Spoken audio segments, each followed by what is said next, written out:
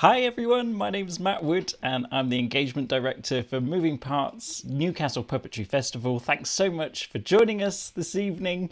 We're so excited to welcome you to the fourth and final event in our 2021 Talks with Practitioners series, a conversation with Brian Herring. This event is produced by Moving Parts Arts as part of Newcastle Puppetry Festival 2021. We believe puppetry is for everyone, which is why free and subsidised theatre is central to what we do. Our entire online programme this year is Pay What You Feel to make sure that everyone can access theatre and puppetry no matter their circumstances. Since 2017, our award-winning festival, community projects and puppet school have trained young people and adults, given opportunities to artists and reached tens of thousands of audience members with the magic of puppetry. But we can't cover the costs of running these events without your support. We need to raise a further £2,000 to break even on our costs, so if you can, please donate now to support this event and the rest of our programme. The link to donate is movingpartsarts.com/donate, or you can click the handy donate here button below if you're joining us on Crowdcast. Suggested donation for this event is £8, but if you got something out of this event, please do give whatever you can afford. In a small organisation like ours, every penny really does count, so thank you so much for donating. So just before we get started and welcome Brian to your screen, you might have heard about our most ambitious project to date, Tyne Rising, an outdoor theatre spectacle for the whole family at City Stadium, Newcastle upon Tyne at the end of August. The River Tyne has overflowed its banks. Mysterious creatures and unknown forces are unleashed. The people of Tyneside must search their souls and work together to find out how to bring the world back into balance. Through giant puppets, costumed ensembles, live music and landscape spectacles led by Thingamajig Theatre's Andrew Kim, this live one weekend only performance will be a memorable outdoor experience for extraordinary times. Live in-person tickets have now been all booked up for Tyne Rising, but you can still watch the performance by signing up for free to our online stream, which will be aired on the 31st of August at 7 p.m. And the link for that is movingpartsarts.com/Tyne Rising. And if you're local to Newcastle, there's still chance to volunteer and make this event happen. Be part of the largest puppet show Newcastle has ever seen by signing up today at movingpartsarts.com/volunteer. Get a free team t-shirt, catered lunch and watch the show for free. So during the talk with Brian this evening, please do get involved. He's here to answer your questions. So please do pop something in the ask a question button in the bottom bar of your screens, or just type it in the chat. And we can't promise to have time for all your questions, but we will certainly do our best. Our festival director, Karen, is managing the questions and the chat, so make sure you say hi and interact in there. And if you're watching from Facebook, you can comment below the screen as we're keeping an eye there too. Right, that's the admin out of the way. Without further ado, let's get to the reason that we're all here. Brian Herring. Brian Herring is a puppeteer performer who began his career with puppets quite by accident in '92 with Spitting Image. Since then his work has included TV shows Wizadora, The Animal Magic Show, Mopatop Shop, Construction Site and The Hoobs for the Jim Henson Company, West End runs, national tours and rep productions of The Little Shop of Horrors, the 2012 Olympic opening ceremony, the Brit Awards, and feature films such as Hellboy 2, The Hitchhiker's Guide to the Galaxy and Prometheus. Brian is perhaps best known for the lead puppeteer in BB-8 in Star Wars, as well as numerous other puppets and animatronic creations throughout the saga. So, welcoming to our screen, Brian Herring. Hey, how are you doing? Hello, I'm very well, thank you for having me. I'm broadcasting on hotel Wi-Fi, so if I go all blocky, I don't always look like that. It's I'm off doing a job, so it's all a little bit shake and bake today. So I'm sorry if I haven't got a great connection. I apologise. Hello, how are you? So you've come speeding from filming Spitting Image, is that right? Yes, we're doing the second series of the new version of Spitting Image, and we wrapped at 7, so I had to sort of hightail it back, and here I am. So I've been I've been under a German talk show host all day. There you go. Amazing. It's a living. Well, I mean, how is it? Because that was like your first introduction into TV puppetry, and now obviously kind of returning to that years later. Is that a bit surreal? Is that how does it feel? It's very surreal. There were three of us who joined the new version from the previous version. There's myself, Mark Jeffries, and Phil Easton, who we sadly lost at the beginning of the year. And it was very odd to be going back and doing that because I was the trainee. It was where I cut my teeth. It was my first job in puppets anywhere, and it was very odd to go back to that with still many of the same crew and the same producer, and it was Roger Law who co-created the show is still around. So it's odd to go back there some 30 years later almost, and just nothing's changed. You know, there's just these big unwieldy puppets, sort of ugly representations of famous people, and you're still covered in talc and still very sweaty. So, like a similar experience, are the puppets kind of similar, or have the Very technology much so, changed a bit? They have got lighter, but there's still a certain amount of rubber involved, and then they're all full size, so the hands are real hands, so that they have to be in that kind of scale. All the clothes are real clothes, and all that weight, racks up. The people that build them again are many of the same people, Jonathan Saville and Scott Brooker. They've been on the series. They were on it back when I joined, and so they've made great efforts to take a lot of the weight out of the bodies. But then when the Donald Trump puppet shows up, it was the size of a sofa, and was as heavy as that. So it's still very much the same experience. It is still running around with a giant puppet of somebody famous on your head, and just doing ridiculous things. And there's normally a lot of sort of beer being sloshed about, or just food being thrown. Messy kind of slapstick. Yeah, lots of that. Lots of that. It's a very unique job. Yeah, so tell me about, because you said sort of by accident that you found yourself on Spitting Image, and that's sort of where you learnt the trade. So tell me a little bit more about kind of how you got there and how you get to do what you're doing today. Well, the short and truthful answer is I lied at an audition. I met somebody who worked at the Spitting Image workshop, and they said, "Oh, well, they're doing these workshops. You should come along." And I was away. I was working on a summer camp in America, and I came back, and he said, "Oh, there's another one next week. You can come along to that." So I went along, and my name was written in pencil at the bottom of a list. And it turned out they were looking for assistant puppeteers, and they'd said, "Have you done puppets before?" And I said, "Yes, I've worked on a tour with Little Shop of Horrors," because prior to that, I was doing a lot of backstage work. I was working as an actor as well, and a stand-up and stage managing and stuff. And I said, "I've worked on a tour with Little Shop of Horrors," because it had come through our theatre, and I'd helped move the scenery. And I'd kind of watched the guy doing the plant, and I thought, "Well, it's this, isn't it? Yeah, I can do that." And so they let me into this audition. They showed me what to do, and then 6 weeks later, I was on television. I had to go in one day a week, and I was they were looking for trainees, so I was coached by Nigel Plaskett and Simon Buckley and the late great John Thurtle and various other people who were working on the show at the time. And so we'd go in on a Tuesday, and they would teach me camera technique and how to use monitors and how to work to a track and that kind of thing. And then I got 2 days a week on the show. They took 4 of us on. That then changed. They took 2 of us on for a second series. And we just expanded it from there. And so from there, I was there really to do arms and eyes and sort of learn how to do that. And occasionally I'd be allowed to hold something up at the back. And then, once in a blue moon, if they really got stuck, they'd give one of us a line. And then that kind of just developed as we got better at it. They would let us loose on a few other things. And between the series, a lot of the people I was working for or with, they would have their own shows. So Simon Buckley and Nigel Plaskett were very, very well-established puppeteers at the time. And so I would go and assist them.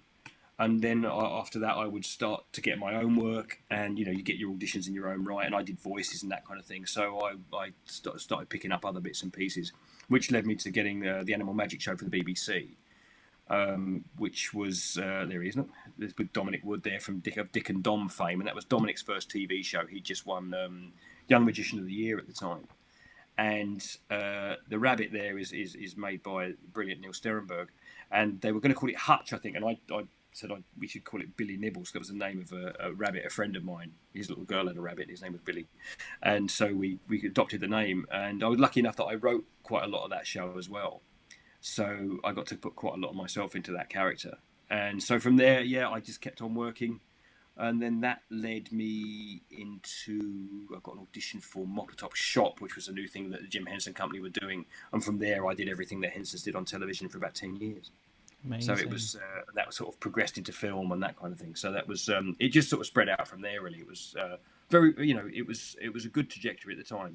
It was very handy that people were taking on trainees and assistants at that point. So I got to learn on the job, which was very lucky. So getting in kind of with the Hensons, I guess, is quite a big deal for a puppeteer. Like, how was that? Is it very disciplined, kind of technique? Tell me a bit about that. Well, I did a training workshop. They'd come over. They were looking for puppeteers for Muppets Treasure Island at the time. I think this was around about 1993. And again, that workshop was run by Nigel Plaskett, Rob Tigner, and Kevin Clash, and they came over. They were looking to put a new group of people together to work on the film, because whenever they come to town, they just need everybody who's around. So they would employ everybody that ever picked up a puppet, really, on some of those big days, and that's still the case. That happened with Muppets Most Wanted quite recently in the Dark Crystal. So I'd been through their kind of their training course, and I got in Henson. Jocelyn Stevenson, who co-created Fraggle Rock with Jim Henson and Jerry Jewell, they saw me for Mopatop, which was a new thing that she was writing, and Nigel Plaskett was heading that up. And I got an audition, and I just did funny voices, and she liked that. And then I got in there, and it was a very small cast, actually. It was Nigel, Mac Wilson, myself, Alison McGowan, and Susan Beattie, and Victoria Willing as well. And we just played all the parts. So being sort of vocally versatile was very handy, because we had different parts to play every day. So you'd have to try and throw a different voice into that. So I kind of understood that Henson style, because I'd grown up on the Muppets. So you kind of got it, with all this kind of bobbing around and, eyeballs to camera and that kind of thing. And from there, they just kept using me, which was very nice. They kind of encouraged a sort of a level of play within that structure with Mopatop, so we were allowed to bring a lot of stuff to the floor with us. But yeah, it was very much in the Muppet style, and Joss, obviously this is after Jim Henson had died, but Jocelyn had worked very closely with him, and so there was a lot of Jim Henson in that show. Very much the seeds of what he laid down were in that. And so that was a lot of fun to do. And then the construction site, which was the next show I went on to, that was animatronics, and that was all radio-controlled vehicles with radio-controlled faces. And again, that was a completely different discipline. I'd never really done that kind of work before, but I did the voice for it, and they liked how I did that. So I just, again, it was a very quick study in that, and so we learnt those fairly fast. And that was produced by Jim Henson's Creature Shop in London, and then the Hoobs just kind of followed on from there. Really, I went into the second year of the Hoobs. They had a bit of a personal change, and I joined that.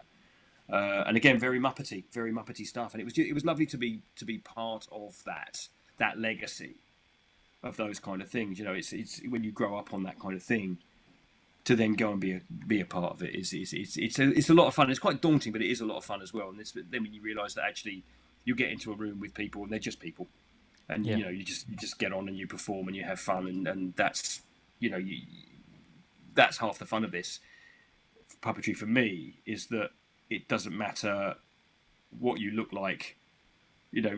Once you get under the puppets, if you can do the voices, or in a lot of cases with things like spitting image, you don't have to be able to do the voices. You can just embody something else, and that's what I enjoy about it. So with the Hoobs, were you a specific character, or like you say, like picking up various things kind of as they came along? Yeah, I went in as an assistant initially, and as I say, there'd been a personnel change, and so they were just kind of moving some people around. And so Mark Jeffries, who originally did Hubba Hubba, which is the blue fella on the screen, he moved over and took over the character of Groove. And so I moved into Hubba Hubba, so I had to copy his voice. And so I've done that a few times where you go in and approximate somebody's voice, and then after a few weeks you kind of tweak it to your own, your own needs. The transition period. Yeah, in terms of transition, your version of his voice. And then Mark, I then took over Groove from Mark because he went off and did something else. So I did those, and there were 3 little characters in there called the Motorettes, which were these little singing things in the bus. And I puppeteered one of those, and Mark laid down all the vocal the vocal tracks for that as well. So I would lip sync along to his voice with that. But that was a lot of fun. I think I did that for the back end of the series, so it's nearly a year, which was great. And again, it was a lot of people that I'm still working with now. Sort of Rebecca Nagan and Wim Oppenheimer and who else? Donald Austin, the great Donald Austin's, he's still about, and Mark Jeffries I'm working with currently. So Rebecca Nagan, we had a lot of fun with that, and people that say I've now been working with a lot of the same people since the mid-90s. So you were saying about often you're doing the voices and there's that performative element in there as well. Relates to a question that we've had from Anna on Crowdcast, and this is relating to Spitting Image, and she's just asking how much you're allowed to improvise and things like Spitting Image, or is the plot quite guided? Is there kind of like quite a strict script actually in that case? Yeah, Spitting Image is again a very, very different show because we're the last line in the production. So there's writers so it's written in LA and it's written in America and it's written in London or England. I don't know where everybody is, but so that those scripts get done and then they voice record it, and then we get the voice tracks and we lip sync along to the voice tracks. So we can't change anything. The only things we can alter is the timing on some of it, because sometimes you need longer to either react to something or to get across the set to pick up a prop, or you may want to do a little bit of business and there's not enough air in the track. So luckily now with linear editing, you can just go in, you can clip a bit, you can move it slightly, and so we can move things around from a timing point of view. But the performance, for the most part, the performance doesn't change. Sometimes they go, oh right, we need this to be slower, or they'll change a line, and we'll either mouth the line that it's going to be, and then they'll redub that later, or sometimes they'll just change it and redub it, and the sync won't match. But it's because it's topical. There's a certain amount of urgency about it, and Spitting Image is always, the production values on it are fantastic, but there's always a sort of a rough and ready feel to it, even though everything has been sort of produced and it's got these amazing props people have made. There's always this kind of knockabout quality to it. So sometimes if it is a little bit rough around the edges, people forgive it, because we sometimes film stuff on like Thursday that goes out on Saturday, and back in the old days, before it had to be uploaded to streaming services, we would shoot up until 8 o'clock Saturday night, and it would go out on Sunday. So a lot of it looks like the paint's still dry. The paint's still wet. Well, the paint was still wet on a lot of it, Well, it's just unique, isn't it? Because it's so topical, and that you want to respond to kind of the most recent things. Absolutely. Yeah. But actually, to have a puppet show, to have like a high production thing where you're literally the last cog.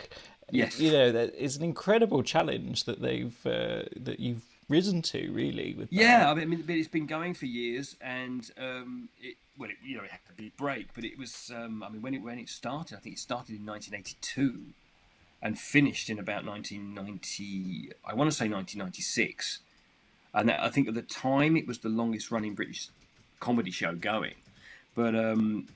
It was an amazing feat. I think back in the old days they used to record it on Sundays and it would go out Sunday night.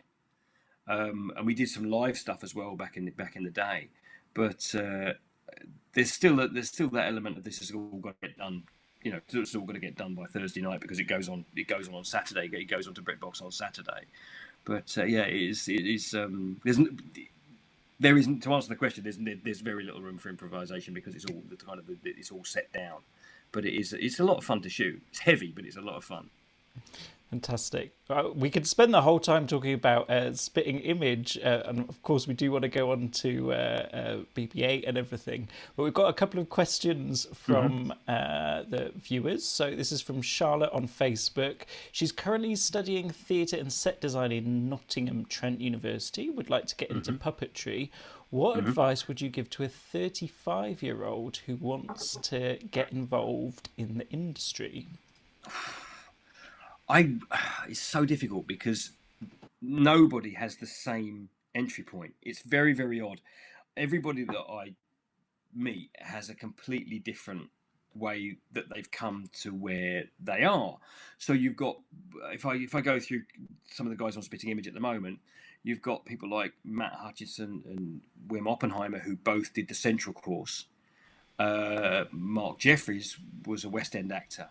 So that's the Central School of Speech and Drama. I don't know if they still run their puppetry degree, but they came through that route. Mark Jeffries, Rebecca Nagan, they both went to drama school.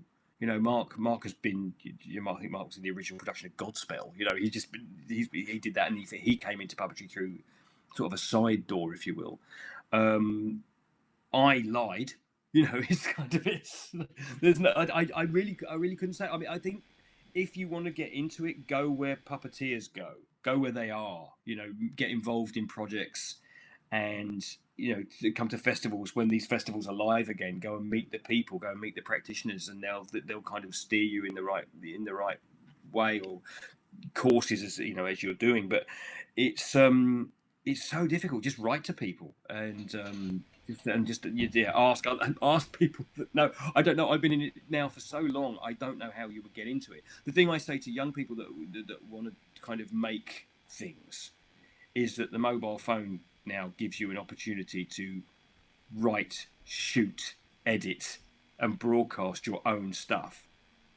And people will see your stuff and they will like your stuff and they will go, "Oh, we should do something together." And you can just put stuff out there. Just keep plugging away. I suppose is the suggestion. But courses and going to places like the Curious School, the guys that I know quite well, and they're very, very good.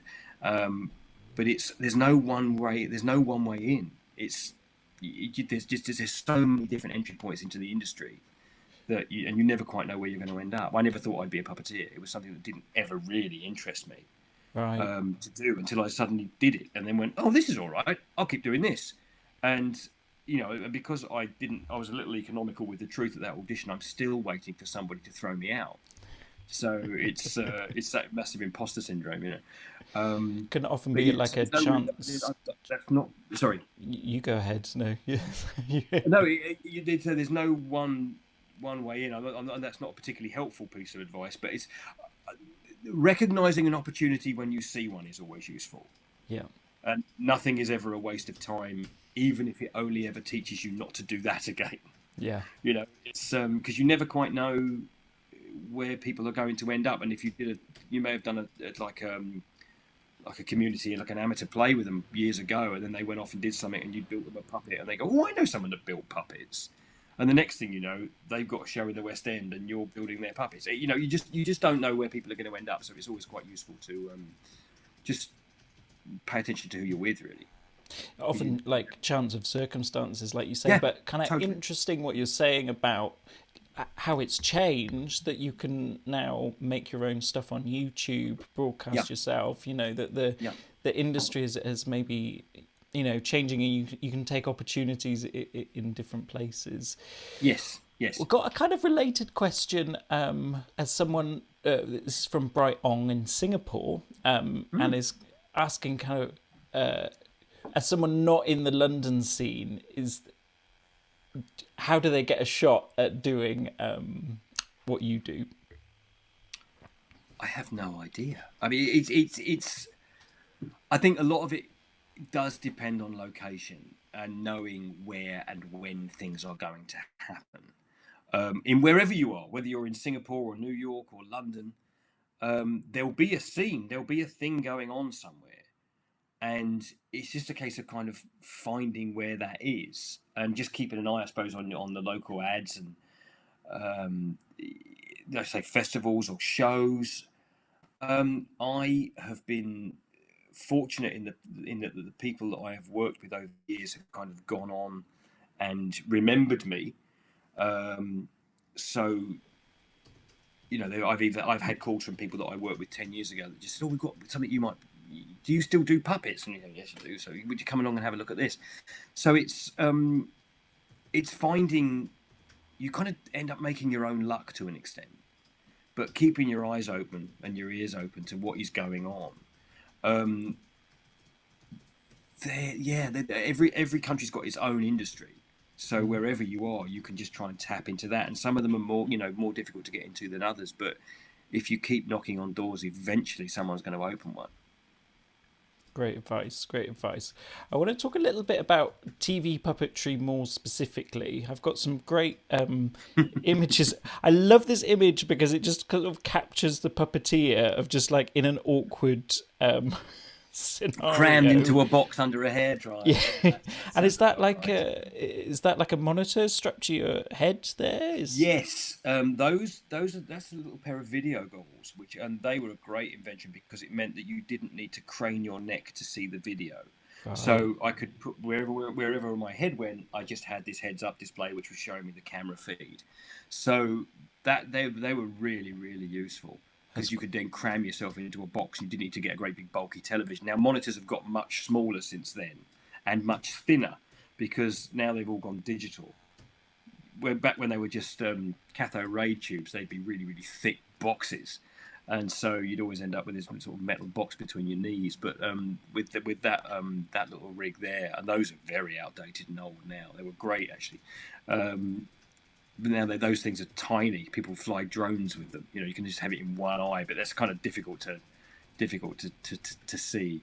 But so once you've got that gear on, they can just shut the lid on you, and you haven't got to even worry about sort of being able to see the monitor or wherever your head goes. Say because you're just wearing your monitor on your face.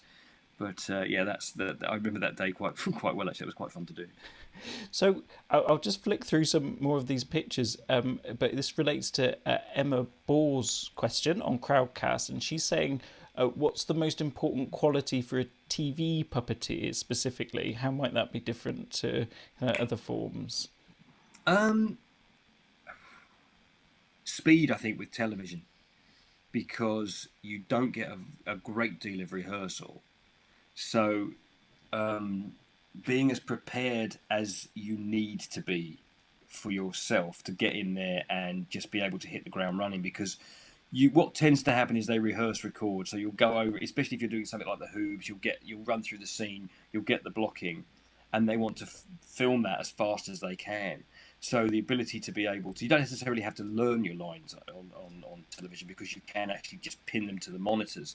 But a good familiarity with everything and being a quick study helps a lot, I suppose, with TV puppetry, and just overall fitness. I think I'm nowhere near as fit as I used to be, but the ability to have to hold those things over your head every day for sometimes long takes. I mean, we've had some 8-page scenes on Spitting Image, which they've broken up into 2, but once you're holding those things up for a couple of minutes, they do get heavy. So and you have to have a fair working knowledge of how cameras work and how the angles are going to change, and kind of just the geography of television. Yeah. Because you're looking down. It's just such psychologically different because you're looking at a monitor whilst it's over your head. Yeah, you're not looking at the puppet that Yeah. you're working, and also you have no depth perception on the monitor. So something you're going to pick up on a table that you think is right in front of you could sometimes be closer, and so you're doing this, and you've got it. But a decent sort of knowledge of that, and it's amazing how fast you can pick something up. It's a very, very different skill. Well, it just seems so specific. Like this picture on the screen right now, it just looks such like a technical exercise. Like you're saying, 1 minute you're sort of on a trigger for something, and then you're a Muppet. It's See, Puppeteer covers an awful lot of ground, and people just go, "Oh, this puppeteer, he can do that." I mean, you give me a marionette, I'm sunk. I have no idea. I have no idea how to do that, and I wouldn't in a million years take a marionette job because I don't know how to do it. And it's something I'd love to learn to do, but I've yet to find the time. What you're looking at there is some behind-the-scenes shots from The Last Jedi. Now, these little fellows were called the Porgs, and they lived all over this little island. And they were a combination of rod puppets and digital takeover. Whenever they're flying and doing certain things, they had digital versions of it. But originally, when we were rehearsing these, we were directly behind them.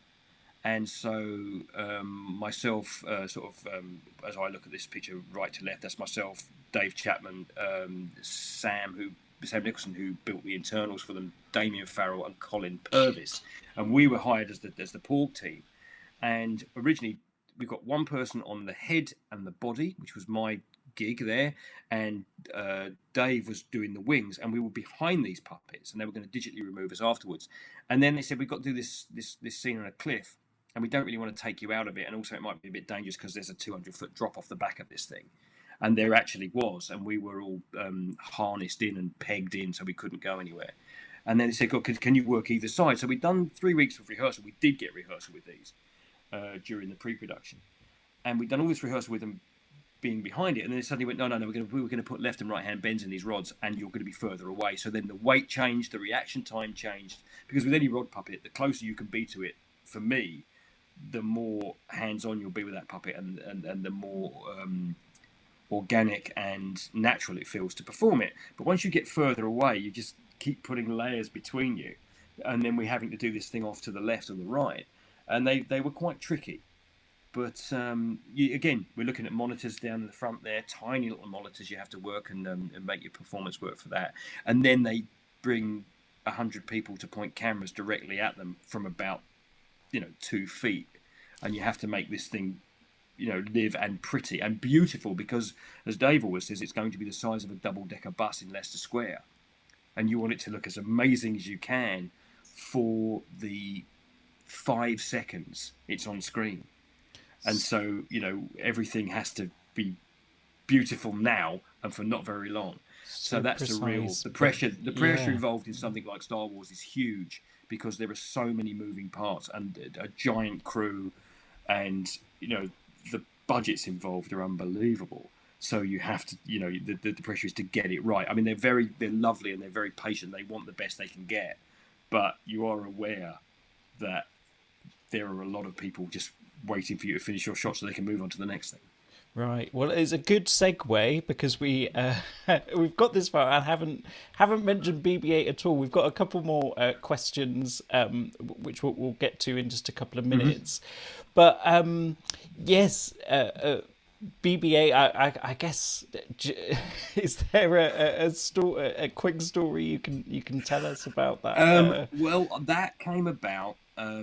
I had done a film called Prometheus with Neil Scanlon, and I was on the phone with Neil at one point, trying to get somebody's phone number, and we were just chatting away about the industry, and I was sort of moaning there wasn't a lot of work around at the time, and I said, and I knew Star Wars was coming over, and I said, now I've got to find out who's got the Star Wars job and kick his door in. And Neil said, well, don't do that, I quite like the door where it is. And he said, don't worry, I'll find you something. And he did. He hired me as the puppeteer consultant for the whole of the movie. And I was there for about 16 months. And it was my job to work out how we could fit people into certain suits and liaise with the set people and just that kind of thing. And then we were starting to get drawings come through for this new little robot. And a brilliant guy called Josh Lee built a tiny version of BB-8, I suppose about a foot tall. And I was asked to go away and do some character studies with this thing and how we could make a ball with half a ball for a head. Can it act? So I spent a couple of days wearing black with a tiny version of this on a tabletop. Just did a little bit of tabletop puppetry and put some video together and gave it to the director, J.J. Abrams. And he said, that's great, do it like that. And then Josh Lee and Matt Denton, they got their heads together with Giles Hannigan and a few other people, and they made these amazing puppets. There he is, look. And myself and Dave Chapman were tasked with bringing him to life, and we had 2 weeks in a soundstage with all these fantastic puppets, and we found his vocabulary of movement, and how he would be sad, how he would be happy. Can he go downstairs, or can he do all this sort of stuff? And there's so many of these shots you're seeing here were all practical shots. So we're in the desert, and a lot of the time there's a version of it which is has rods on it, which is the photographs you saw there. So I'm digitally removed from behind it, and Dave is over the far side of the set, and we make the head work between us, and we have to just work very, very closely together. And we had an absolute blast doing this thing. And as a Star Wars fan from when I was 7 years old, it was just the craziest scenario to be involved with, because you suddenly found yourself on the Millennium Falcon with Han Solo. And you're like, what is going on? This is really, really strange, but just the most amazing job to have. And I got to play in that galaxy for about 5 years, and it was just a blast. I've peaked, I feel. So Billy on Crowdcast has exactly the same question I did. How does the bottom ball of BB-8 roll while the top half stays still? Or is that an industry secret? No, it's not. It was an industry secret about 6 years ago, but now there's been so many things done about it. What you can see in this photograph here is this grey thing at the bottom of the screen there that goes at the side of it. BB-8 has an axle. This version of BB-8 has an axle. There are 7 different versions of BB-8. This one has an axle, and then you see I've got 2 rods in my hands there, like handlebars. I've got control, I've got pitch forwards and backwards, and I have roll either side. And Dave Chapman controls the yaw control. So I've got forwards and back, side to over and over, and Dave has side to side. And then really he only ever rolls forwards or backwards. And there's this version, there's 2 trike versions which have got wheels on the back, which is exactly the same principle, but it's driven by remote control. And Matt Denton will drive that one around, and Dave will do the head, and I'll be doing flashing lights and making noises. And there's another version that sits on a plate, and the body will rotate and the head will go, and I control that one. But the one that everybody's completely obsessed with is the one that just comes out of the red carpet and rolls around. And that, I believe, because Dave and I had never seen that until it rolled out at the big Star Wars convention, because that wasn't used for the initial filming. Matt and Josh went away and designed and built that one after the movie to go to premieres and just generally be impressive, and everybody just fell in love with it. That is done with some form of very, very high-powered magnets and an awful lot of technical genius wizardry. And I'm afraid I don't know how it works. That's a question for Matt and Josh. They appear at various bits and pieces, so you probably will be able to find them somewhere, and they can answer that for you.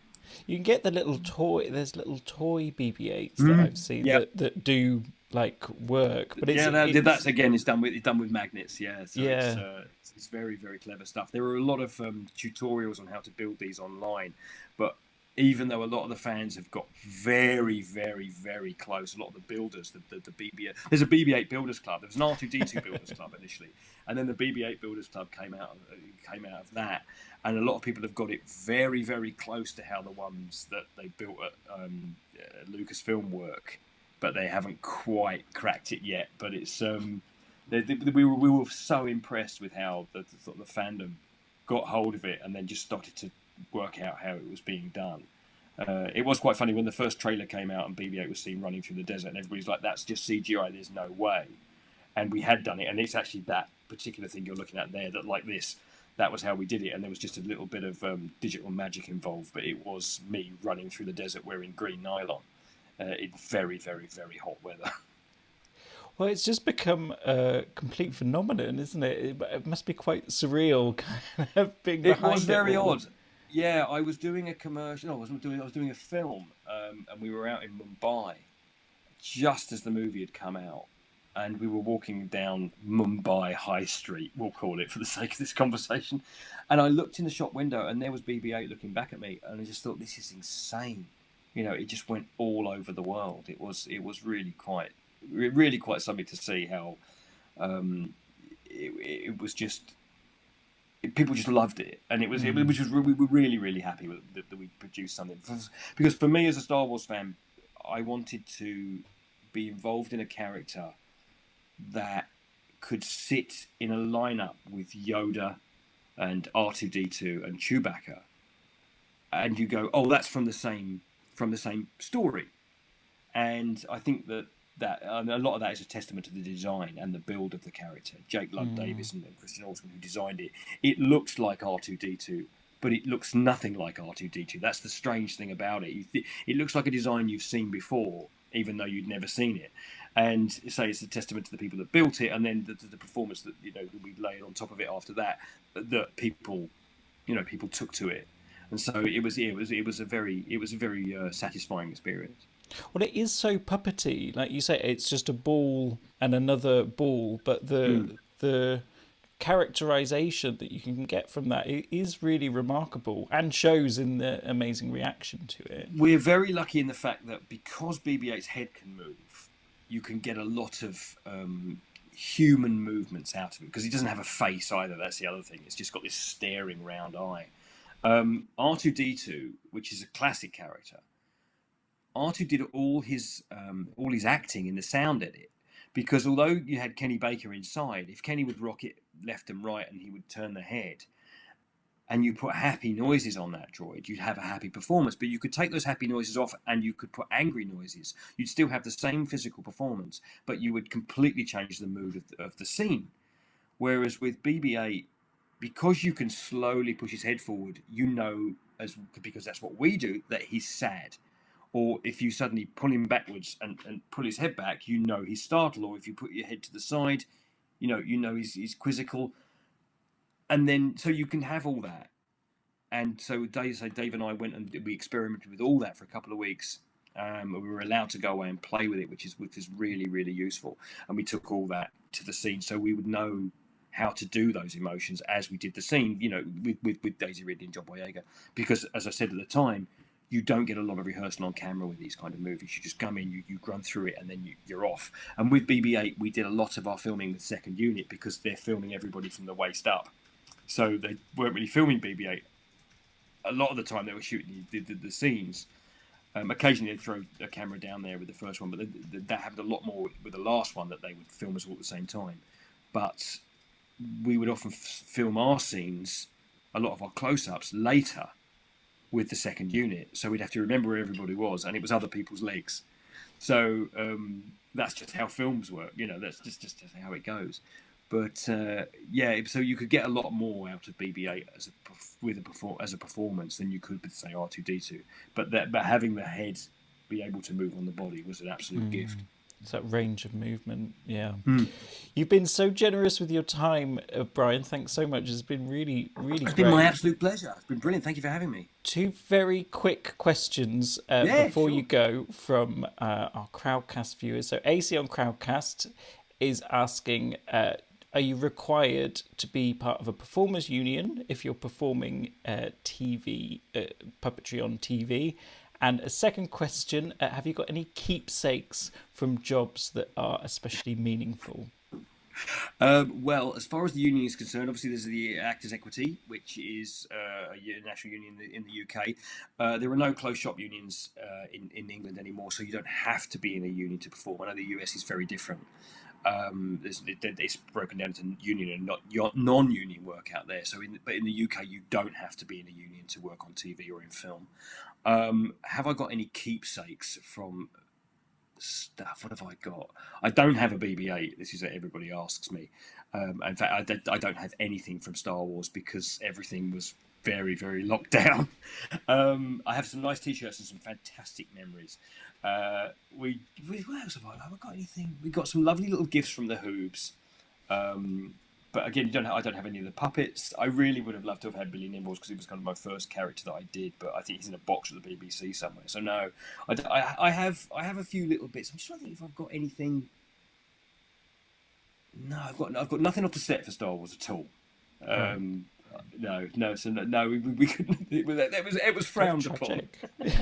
Well, it's just like you put your soul into this, and then the puppets, like you say, go in a box in the BBC. Yeah, but I do have the job satisfaction of having done it, which is a nice bit. And actually, so I didn't take a single photograph, because the security is so big. But luckily, they have somebody walking around constantly who takes a decent photograph. So there are some great photos of me doing my job, which I never would have got if I'd just been in there with a camera. I'd be taking a couple of rubbish selfies.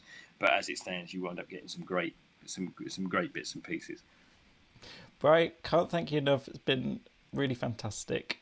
My absolute pleasure. Thank you very much. Good luck with the rest of the festival, and good luck with everybody. And everybody stay safe, and hopefully run into you at one point at a show. Brilliant. Thanks. Television's Brian Herring. Thank you very much.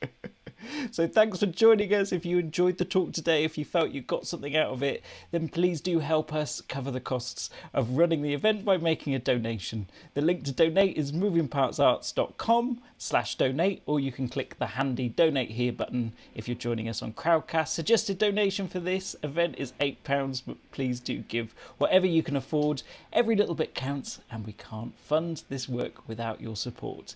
Thank you very much, and we'll see you next time.